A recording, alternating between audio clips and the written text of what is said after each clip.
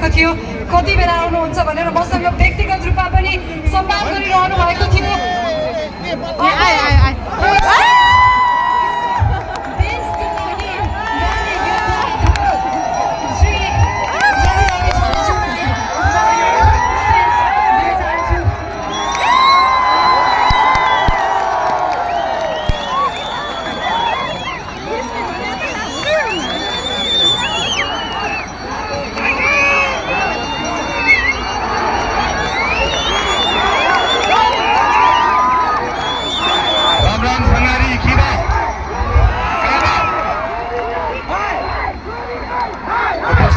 आमा-बुवा, दाजुभाइ, दिदीबहिनीहरू, यहाँहरू सबैलाई नमस्कार, जय घन्टी।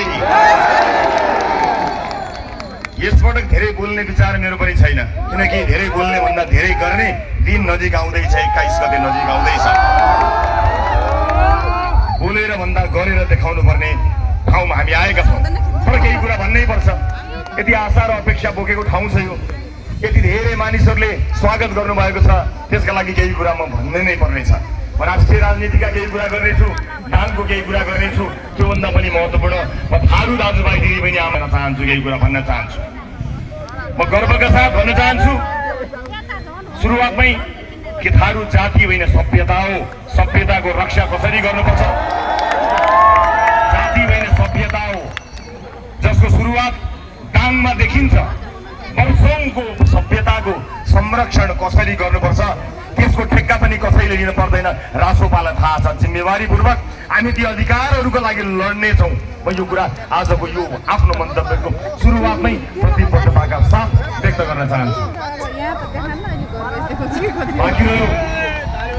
बाँकी रह्यो यसपटकको जुन निर्वाचन, यसभन्दा अघिका निर्वाचनमा यहाँहरूले भोट हाल्नु परेकै हो।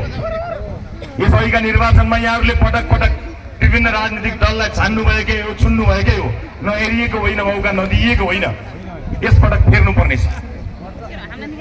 यसपटक फेर्नु पर्नेछ। जनप्रतिनिधि फेर्ने होइन, हाम्रो आफ्नो भाग्य र भविष्य फेर्नु पर्नेछ। आफ्नै हातले, कसैको हातले होइन। म जबरजस्ती गर्न आएको होइन।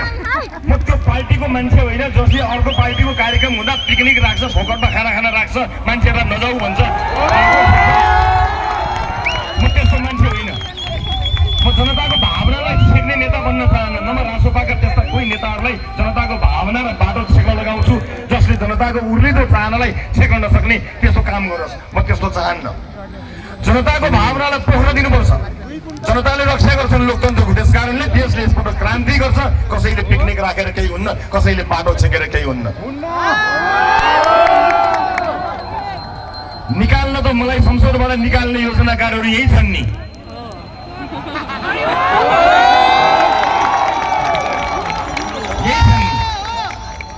यो देशका जनताले सबभन्दा धेरै दोस्रो पटक दिएर पठाएको मलाई छलछाम गरी बिचौलियासँग मध्यरातमा हस्ताक्षर गरेर सुशासन कायम गर्दै गरेको, भ्रष्टाचारीलाई कोच्दै गरेको सरकारलाई संसदबाट छलछाम गरेर 2 घण्टामा सूचना टाँस गरेर निकाल्ने योजनाकारहरू यही छन् नि, संसदबाट निकाल्नेहरू।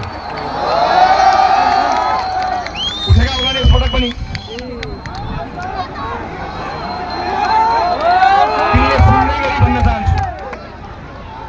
तिनले सुन्ने गरी भन्न चाहन्छु, संसदबाट निकाल्यो, जनताको मनबाट निकालेर देखाऊ।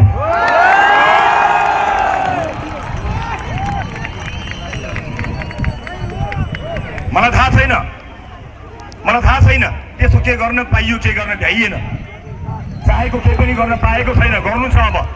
तर मलाई दुःख पर्दा, मलाई अप्ठ्यारो पर्दा तपाईहरुले आँखाबाट आँसु झार्नु भएको छ। हस्ताक्षरमा तपाईले हस्ताक्षर गर्नुभएको छ, मैले बिर्सेको छैन। त्यो आशीर्वादहरू मैले बिर्सेको छैन। त्यो माया, त्यो विश्वास, त्यो सद्भाव मैले बिर्सेको छैन। म बिर्सनेवाला पनि छैन।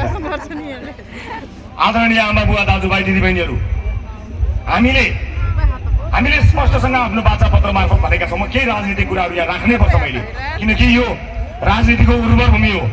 यो राजनीतिको उर्वर भूमि हो। यहाँ राजनीतिक चेतना फलोस् फुलोस्, तर षड्यन्त्र नफुलोस्, षड्यन्त्रकारीहरू हार्नुपर्छ। नेपालको राजनीतिलाई षड्यन्त्र र पाखुराको बलमा कब्जा गर्नेहरू हार्नुपर्छ। मलाई यति थाहा छ, योभन्दा बढी मलाई थाहा छैन। बाँकी तपाईँको विचार। हामीले भातृ सङ्गठनहरू नराख्ने कुरा सार्वजनिक गरेर बाचापत्रमा भन्यौँ।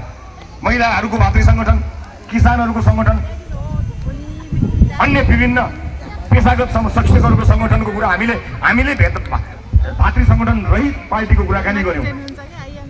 म शिक्षक साथीहरूलाई, मजदुर साथीहरूलाई, किसान साथीहरूलाई भन्न चाहन्छु, पुराना पार्टीहरूले तपाईँहरूलाई एकत्रित गरे, भातृ सङ्गठन बनाए। 35 वर्षसम्म शिक्षकको हितमा काम नगर्दा शिक्षकहरू DTI को सरकार हुँदा आफ्नो अधिकार माग्न काठमाडौँ गरेको होइन। किन चाहियो त्यो सङ्गठन? केको लागि चाहियो सङ्गठन? किसानहरूलाई सङ्गठनमा राखेर पार्टीको बिल्ला भिराइदिएको होइन। 35 वर्षसम्म किसानले मूल्य नपाएर बाटोमा दुध फ्याँकेको होइन। किन चाहियो त्यो सङ्गठन? किसानले मल नपाएको होइन, बिउ नपाएको होइन, बजार नपाएको होइन। तपाईँको भोट लिएर गएर त्यो भोट बिचौलियालाई बेच्छन्। किन हाल्नुहुन्छ भोट? शिक्षकहरूले आफ्नो अधिकारको लागि सडकमा जान पर्दैन। रासोपामा शिक्षकको भातृ सङ्गठन छैन, किसानको भातृ सङ्गठन छैन, मजदुरको भातृ सङ्गठन छैन, विद्यार्थीको भातृ सङ्गठन छैन। यी सबैको हक हित हाम्रो मूल नारा हो। हामी हाँगा बनाएर होइन, जरा बनाएर यी समस्यालाई राजनीतिभन्दा माथि पुगेर समाधान गर्छौँ। थारूहरूको छुट्टै सङ्गठन, 35 वर्ष थारूहरूलाई भोट ब्याङ्क बनाएको होइन।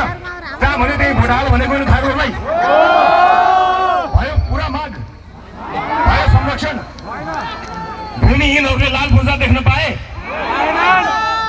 पायो कसैले अधिकार? शिक्षकले पायो अधिकार, मजदुरले पायो, किसानले पायो। उखुका किसानहरू 35 वर्ष सङ्गठन बनाएर राखेका किसानहरूलाई उखुको किसानले मूल्यका लागि काठमाडौँमा गएर हुनु परेको त्यस्तो सङ्गठन चाहिएको हामीलाई चाहिएको होइन। का लागि हामी बिना भातृ सङ्गठन लड्छौँ। विद्यालयमा विद्यार्थीहरूको सङ्गठन बनाएर विभिन्न ब्यानर राखिएको छ। त्यस्ता ब्यानर सबै फाल्ने हो। विद्यार्थीहरूलाई पढाइमा लगाउने हो। युनिभर्सिटीमा पढाइ हुन्छ, राजनीति होइन। भोलि हुने कार्यक्रम स्थगित भयो। म त्यहीबाट बताउन चाहन्थेँ, भैरवा क्षेत्रबाट। म यहीँबाट भैरवा क्षेत्रका व्यापारी व्यवसायीहरूलाई भन्न चाहन्छु, तपाईँले रासोपाको कुनै नेता चिन्नु पर्दैन, कुनै नेताको चाकरी गर्न पर्दैन। हामीलाई भेट्न आउनु पर्दैन। आफ्नो फ्याक्ट्रीमा जानुहोस्, आफ्ना मजदुरहरूलाई भेट्नुहोस्। हामीलाई तपाईँको अपारदर्शी चन्दा चाहिँदैन। तपाईँलाई कुनै नेताले संरक्षण